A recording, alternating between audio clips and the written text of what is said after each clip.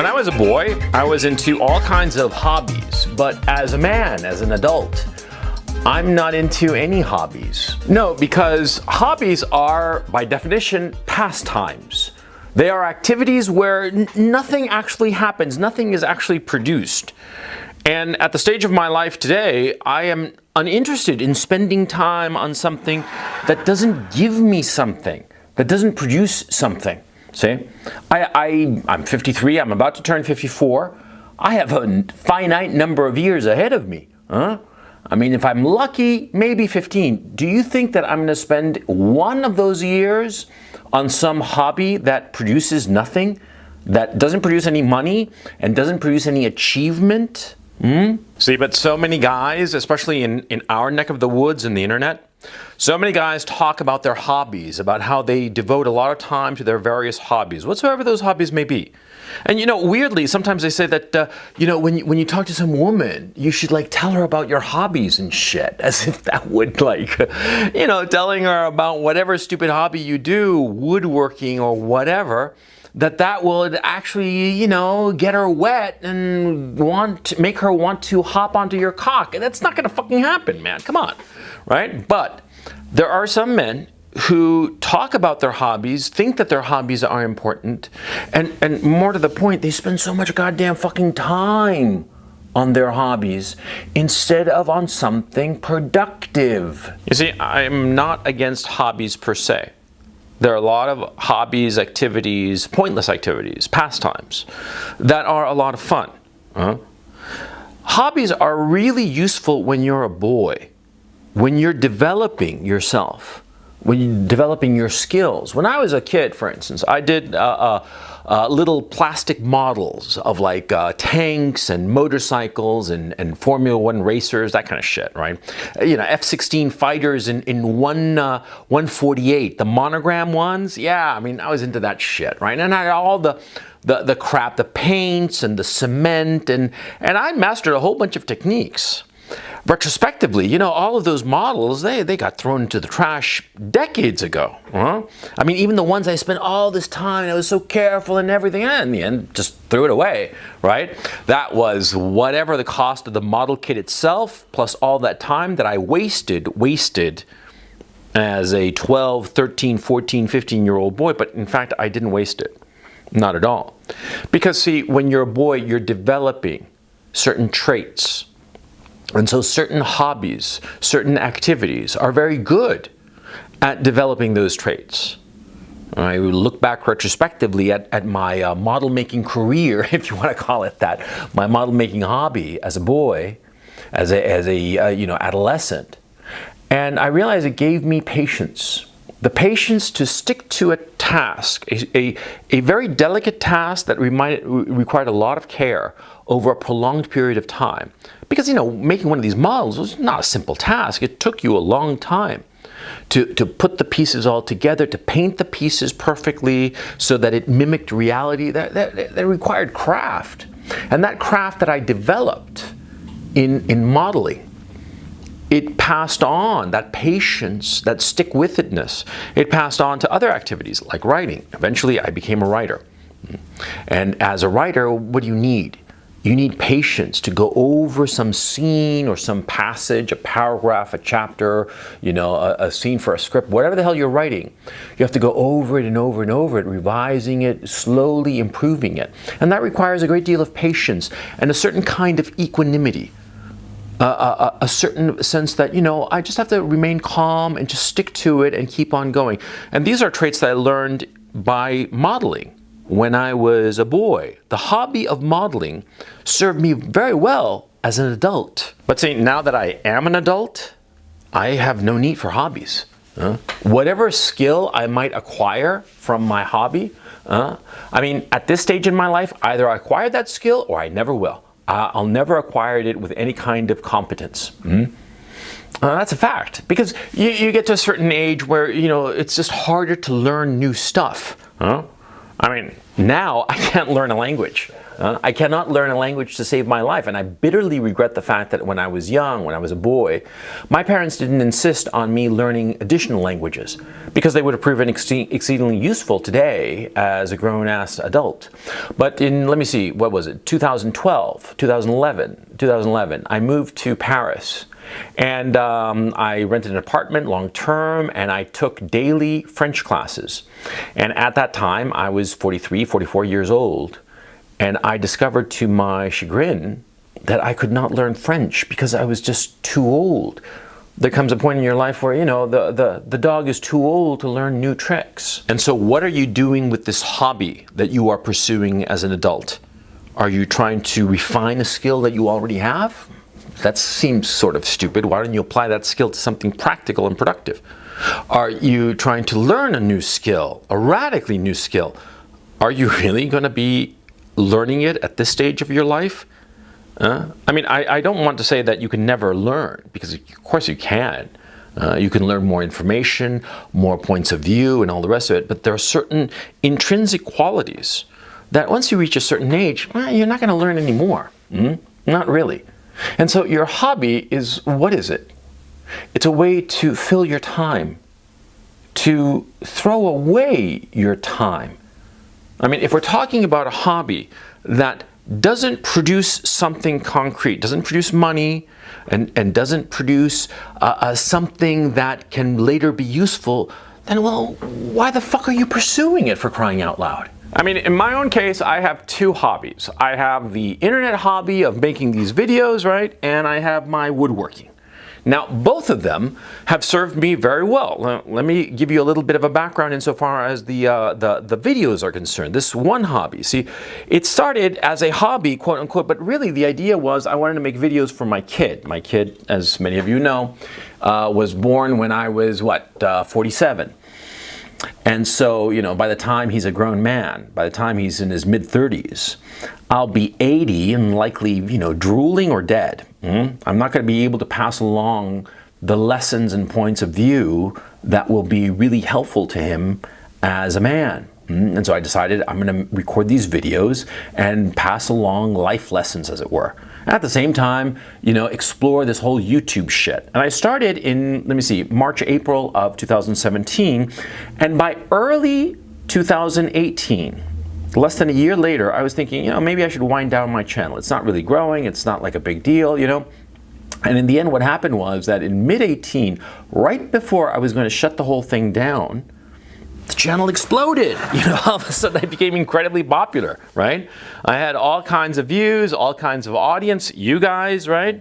And all of a sudden it became something productive. Productive in two ways. Number one, it became a moneymaker. I mean, you know, it's quite a bit of money that can come in from a YouTube career if you're successful at it, by way of YouTube ad revenue, and by Patreon, and by other ancillary income streams that I personally don't partake in. And principally, you know, sponsorships. I'm not into sponsorships for reasons of my own, but that's not important. The thing is, see, all of a sudden this hobby became a moneymaker, a serious moneymaker. I mean, it made my nut and then some. It left some money over. So I'm like, of course I'm going to continue this because I enjoy it and it makes money. So it is no longer a hobby. It's a moneymaker. And that's a good thing, right? The other hobby I have is woodworking. Now, of course, as a woodworker, I suck balls. I mean, I really do, right? But the hobby of woodworking, I pursue it because ultimately I'm not doing it to get better as a woodworker. I'm doing it so I can make furniture in my office. That's the point of it. Because I want to have furniture that fits me, that is just right for me. And I don't want to be spending all kinds of cash on some, woodworker, some professional woodworker, to do what I want to do in my office. I do it myself, like my monster desk, which I've shown you guys before, right? The monster desk, I did it because, yeah, I could have spent, between $3,000 and $5,000 to have some carpenter make it for me. But I thought, you know, I'll save that money and do it myself. And that's what I did. And so there's something productive out of this hobby. Out of the YouTube hobby, because it is a moneymaker, out of the woodworking hobby because it produces the furniture that I use to actually do whatever the fuck I'm doing, you know, writing or videos or, you know, my IRL shit. But the point, see, these hobbies are not merely a waste of time. These hobbies give me something, either money or they give me something useful like furniture. But what about those hobbies that don't produce either one of those things? Why are you wasting your time on them? I'm speaking to you, of course, as an adult, if you are an adult. And a lot of adult men who have a shitty personal life, let's be frank, spend a lot of time on their hobbies, whatsoever those hobbies may be. It could be collecting baseball cards, it could be, you know, whatever the fuck, it doesn't matter. I mean, there are myriad hobbies, you know, video games, reading manga or crap like that, right? But what are you getting out of it? Are you making any money? Or is it something useful that is a product of the hobby? Because if not, you should ask yourself, why are you pursuing it?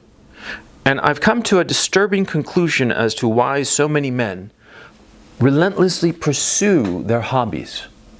And it's an unpleasant realization, but I think it's accurate. I think what's going on is that a lot of men pursue hobbies because they're trying to avoid their lives.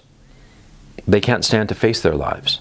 Their lives are not only merely unhappy, but they feel that they are mismanaging their lives, and it's very much, you know, the ostrich sticking his head in the sand. A man will pursue hobbies, whatsoever those hobbies may be, but trivial hobbies that add nothing to his life. No money, nothing productive or useful at the end of it. And they pursue these hobbies so as to avoid asking the hard questions. The hard questions of the life he's living. The hard questions as to how can he improve the life he is living to feel more satisfied, more complete. See? It seems to me, I mean, having interacted with thousands of individuals at this point, thousands of individuals in our neck of the woods insofar as the internet is concerned, I think a lot of these men, a lot of men like us, pursue hobbies so that they don't have to face their lives. And this is a tragedy. And if you are doing this, you have to realize what you are doing. You have to recognize and face what you are doing. And what you are doing is that you are throwing your life away. It's hard to realize this. It's hard to admit this. It's hard to face this reality, that you're throwing your life away on just trivia, on just hobbies that add nothing to your life. I mean, don't get me wrong. It's perfectly reasonable to do some mindless activity as a form of relaxation. And we all need that. No question, okay? I mean, perhaps in this video so far, I've gone overboard in like assigning like all hobbies are bad. No. I understand that there are certain activities that are pointless and trivial that relax you. You know, that, you know, playing video games for like 15 minutes a day at the end of your workday, or perhaps 30 minutes, fine, 30 minutes. And it just relaxes you, you unwind. It's like the drink after work. I understand that, okay? I mean, I personally don't drink, but not for any like big philosophical reasons. It's just because it makes me sleepy and gassy, and so I don't really feel like drinking alcohol. But I completely understand a guy who comes home from work and decides to have a drink. And he has a drink, and what, is he an alcoholic? Fuck no, he's just a guy who has a drink at the end of his day, and it's perfectly fine and reasonable, right? Same thing with hobbyists. There are guys who pursue some hobby, whatsoever that hobby may be, and it gives them a little bit of relaxation, a little bit of peace. Like for instance, my own hobby is motorcycling, you know. I don't do it professionally, it gives me nothing useful, it's just a waste of money, you know, but I enjoy it. I enjoy it and it relaxes me. But the point is that, see, I'm not an alcoholic about the motorcycles. I'm not crazy about it. I don't go overboard. I don't spend all of my money, all of my time, all of my attention on this hobby of motorcycling that relaxes me and is something that I enjoy doing once in a while, you see? And the same thing with hobbyists. It's perfectly fine to enjoy a hobby, whatsoever that hobby may be, you know, in limited quantities, and just to relax, just to blow off steam, or just like to unwind. But what I'm referring to, and I guess I should have articulated this earlier in this video, is I'm talking about those guys who spend all of their fucking time on the fucking hobby. All of it. All of their time, all of their money, all of their attention, all of their feelings, their emotions. And you know, they freak out over their fucking hobby, but they sort of like shrug when, you know, some human relationship goes out the window for whatever reason. You see what I'm saying? See? It's like the same difference between the guy who has an occasional drink after work and the guy who's a full-blown alcoholic downing a bottle of vodka every night. It's all an issue of how moderate is your intake. If it's a moderate intake of a hobby, no problem. But if it's excessive, that's what I'm talking about. See, we all need to unwind. We all need to do a mindless activity that calms us down. I mean, I'm fully in favor of that.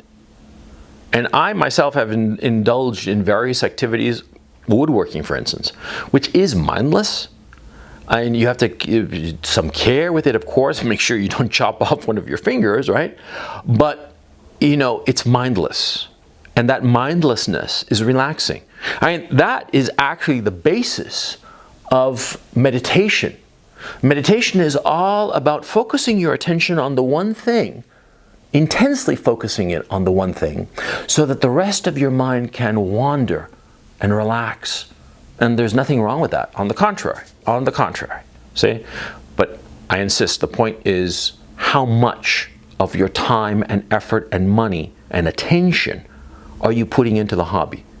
You have to face this and realize if you're going overboard, if you are a hobbyaholic, to come up with a very stupid portmanteau, if you are a hobbyaholic, you have to ask yourself, you know, is this reasonable? And you have to ask this as a man, as an adult. Face yourself in the mirror. Can I handle this? Or am I indulging my hobby as an excuse to not engage with my life?